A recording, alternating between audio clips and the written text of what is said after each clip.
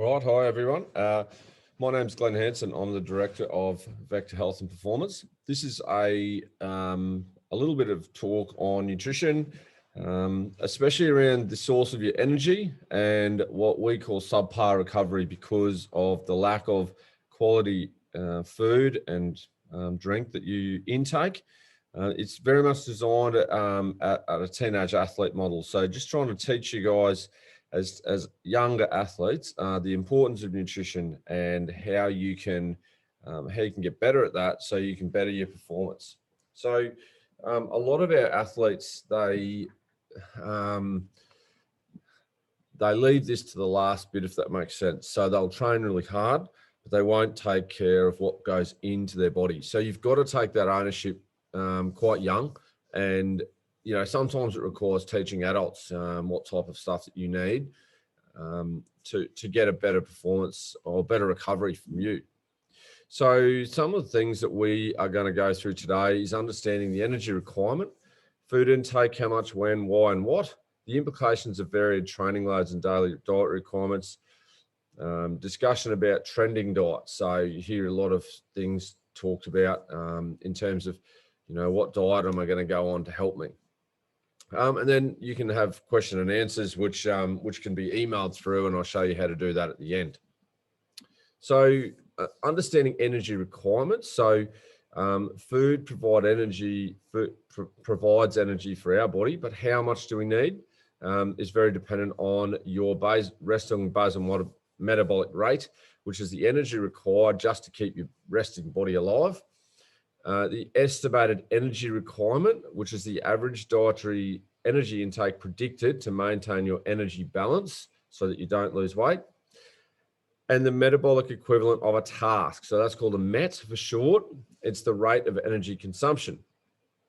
So you can see here, there's a whole bunch of maths. So yes, nutrition's about maths. There's a whole bunch of mathematical equations we use to work that stuff out. And we're just giving some general information that's based on a whole bunch of research. Look, if you want to go and get serious help with this sort of stuff and you're really worried, then the best place to start is probably someone that's a qualified sports dietitian. So you've got to look at their qualification and look at, have they done the extra to qualify as a sports dietitian? So your BMR, so basic metabolic rate, so is at 447.593 plus your 9.247 times your weight in kilos in brackets plus 3.098 times your height in centimeters minus 4.330 minus times your age in years. So a fair bit of maths there. So you can obviously go in and work that out if you like. Your EER is that formula there again, and I won't read it all out, but you can definitely go and work that out. And your METs is your, there's a table that we'll show you just below here to show you the average MET of an activity. So fairly complicated if you're really getting refined about it. So at a teenage level, do we get this refined? Yes, we do, only if you've got a big problem with energy balancing.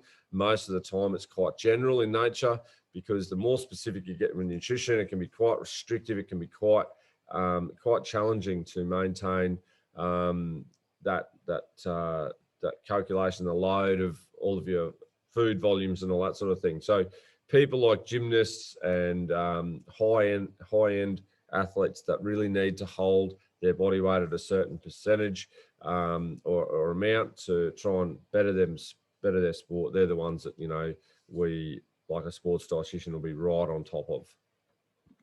So this is some MET calculations here. You can see here there's different amounts. So you think your calisthenics, so 8 METs, so a fairly high one. Rope jumping, 10, whereas sleeping is quite low, 0.9. So then food intake. So we look at the when, why, and what to eat. So nutritional timing, that's important to maintain your hormone function and aiding in recovery of exercise. And we talk to lots and lots of, especially younger athletes, about the nutrition timing. So eating straight after exercise, for instance. So these are some of your main hormones.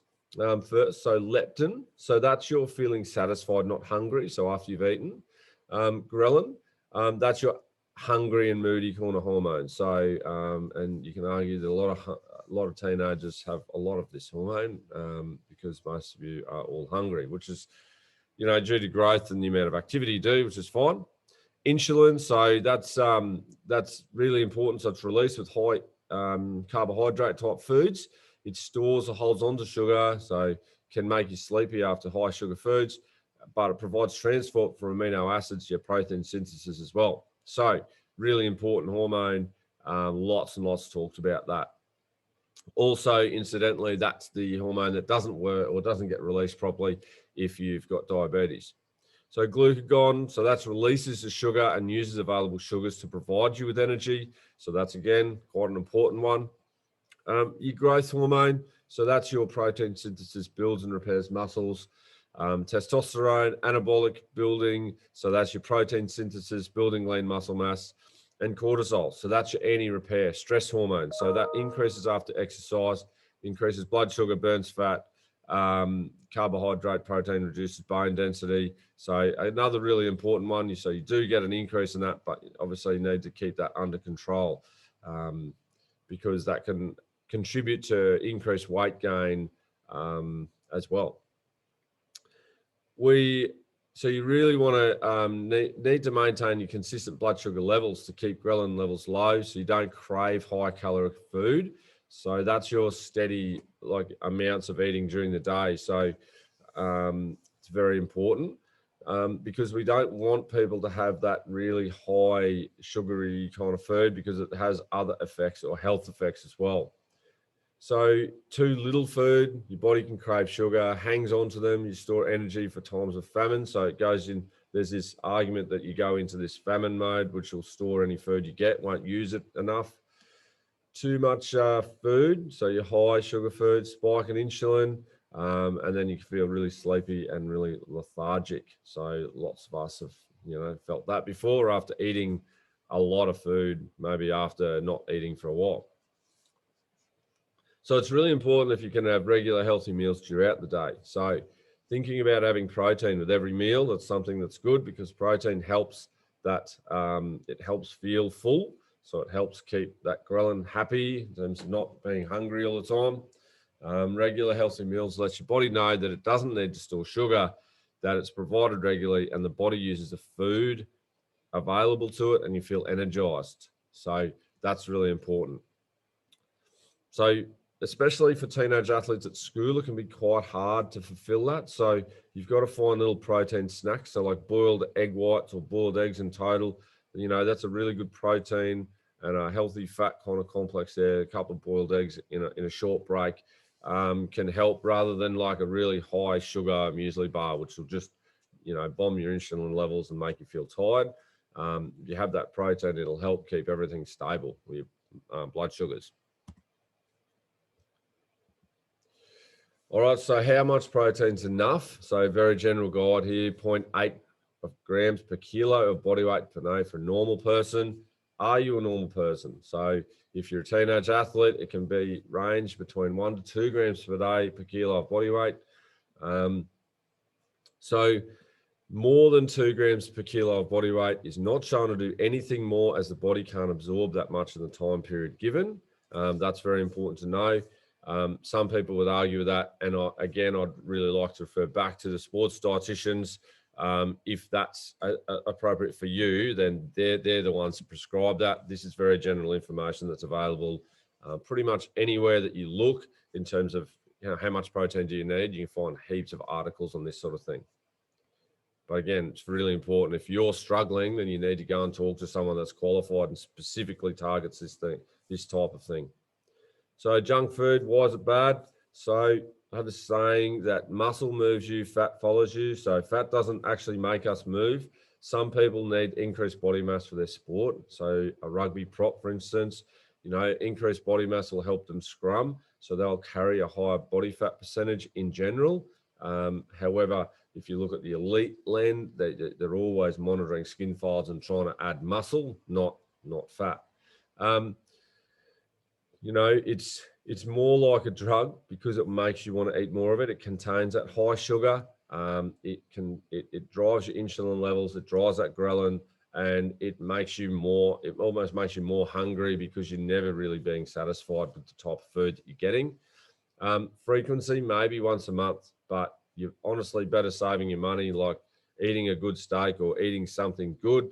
At least that's protein. At least it's not that high sugar type environment. So it's really important that you think about that, because if you, as I said, if you're going to put junk food in your body, that's what it's called. It's aptly named junk food for a reason. All right, so nutrient timing. So then after physical activity, our blood sugars drop. We need to replenish. Protein is required for muscle damage repair, and protein synthesis happens. So that's the synthesizing of protein molecules in the body, meaning that it's building what you broke down. So carbohydrates provide an express delivery of the protein we consume. So that helps drive protein synthesis. So your window of optimal recovery is within that 45 minutes of hard exercise. It's handy. There's some good research of providing protein to your body within 2 hours of doing exercise, and it can decrease protein damage during exercise. So if you're in an off-season phase trying to build muscle and you've got a coach like me saying, hey, we'd like to build a couple of kilos of muscle mass to help you play netball or help you play football, then if you're eating protein prior to exercise, you're actually reducing the breakdown. So you're helping add to your body rather than taking it away by damaging it. Alcohol. So obviously there's a lot of pressure with, drinking, especially as a younger person. Wayne Bennett, famous quote, nothing good comes of any football player on the drink after 1 a.m., which is very, very true. It does decrease your aerobic capacity for up to 72 hours after the last drink you had. Chronic consumption can have an effect on your upper body strength and muscle mass over time. This is still being investigated, but there are some interesting studies that have found this. It makes your digestive system work harder to rehydrate. So in periods of hard training, it stunts recovery, and that also adds to that aerobic capacity, because that's what it drives. It drives like a dehydrative effect, which definitely decreases your aerobic capacity. So if you're in pre-season drinking alcohol, you're really just fighting your own fitness, which, doesn't make much sense. So then the importance of fats. So we covered the importance of carbohydrates and protein. What about fats? So this, we call fats like transporters. So it helps transport vitamins, so A, D, E, and K, helps your brain development, blood clotting, managing inflammation, and hormone function. So I said very general, but they're the sort of things that fats do, and they are really important. It's essential fats that are the ones that are really important. So these types of fats here. So linoleic acid, so omega-6. So they're like in the typical Western diet, usually provides quite adequate amounts of omega-6. Helps blood lipid synthesis, blood clot formation, blood pressure regulation, and immune response to injury and disease. So there's some pretty important functions there to keep you going, and especially your immune response. So as athletes, we challenge our bodies, so your immune response is always challenged. So anything that helps that's really important. So then here's another little article here on omega-3. So lots of people have heard about these. So it's in eggs, fish, nuts, not peanuts though. So your almonds especially, avocados, and some fortified breads, which is a special type of bread. So again, really important. This is your food pyramid here. So you can see that. You can see where, most of your food there should be vegetables, not necessarily your whole wheat and cereal. So you can see how it goes up in a triangle. You should be eating less of and more of at the bottom, less of at the top. All right, so putting it all together. So modifications of training load, modifications of intake. You may have a lighter week, less energy expenditure, so you can need to consume fewer calories and maintain weight. As I said, as a teenager, you don't really think about these things too much. You eat what you think you need, and you go with that. And if you're having problems, then you go and talk to someone. Don't overthink it before it's a problem. If it's not broken, don't fix it. If you know you're eating junk food once a week, then if you modify that to once a month, you'll probably save a lot of money. And two, you'll probably feel a lot better. Calorie counting for weight loss, you've got to consume enough nutrients, otherwise your body will not cope and you burn out. And supplementation can assist in delivering adequate nutrients without excessive calories. So then these are some of your trending diets. So alkaline diet, I wouldn't necessarily look at any of these and try and go on them as such, but they're some of the trending ones. The pros are listed, the cons are listed, and we try not to really encourage people to go on some of the trendy based diets. It's trying to go on something that's normal. So you hardly ever hear a sports dietitian go, let's go on the alkaline diet, let's go on this. They'll only do these sort of things if you've got a really specific medical concern. So this is one of the most common ones that's put out there, the paleo diet. So look, a lot of that's just eating really good food. It can be quite restrictive, and it can be very hard for vegetarians. So the diet exclude beans, just as a point. So you need to be really careful if you're going to go and do that sort of thing, especially if you're a really high energy consumption sport. Again, this is just showing you some pros and cons, and it's not necessarily recommending any way, form, because if you're going to go and do something like this, I'd really recommend going and talking to a dietitian who knows, what the intake is going to be based on the type of diet that you wish to try. So the low carb diet's one that's highly researched, especially in weight loss medicine. There is quite a lot of good research around this, but again, it's something that you want to definitely go and talk to someone before going on. It can be quite challenging to a person because you don't get the carbohydrates needed to drive mental alertness. You have to get that from somewhere else, so you need that supervision to make sure that you don't. There's a lot of people that go on these as well. They end up just bombing and eating a ton of carbohydrates because they get so hungry. All right. So anything with the word detox in it, you can pretty much assume any of the dietitians that I know, they don't like that word, and I agree with them. There's no real evidence that a detox diet's any better at getting rid of toxins than your body's own natural defense mechanisms. That's probably the most important thing to take away from that. All right. So as many diets prove to be effective for weight loss. However, the problem that diets often cut out food groups. Better solution, eat in health and moderation, modify your portion size according to that, your EER, your energy expenditure.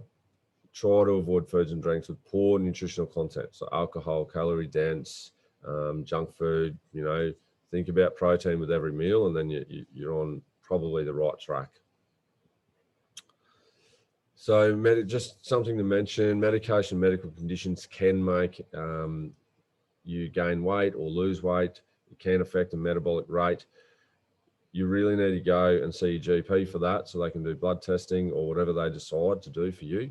And it's very important that you go and do that rather than trying to make it up on your own by reading something that you found on the internet, because you don't really know how reliable those things are. So if you're a parent and you're reading this, or you're looking at this and you think there's something wrong with your teenager, take them to the doctor. A blood test is not hard to do. You get plenty of information, and then they can figure out what's wrong. All right. So if you've got any questions about the content in here, as I said, it was general. It was a quick run through of some diet information. You can find all this information online in research articles. But if you've got any questions, you can email us. However, I would probably, with any of the technical questions, I'd honestly recommend, if you've got those technical questions, go and see a sports dietitian. Happy to recommend some people that are in Rockhampton or out of Rockhampton, depending on your need, because we generally find people that are specific to the needs that you present. But it's really important that you go and use the professionals that specialize in this. We've given this as a general overview to you as athletes and you as parents and maybe as coaches, just to get an idea of what a general overview of diet around athlete performance is. I will promise you that if you get better at it, your recovery will improve and your performance will improve as well. All right, thanks very much for listening.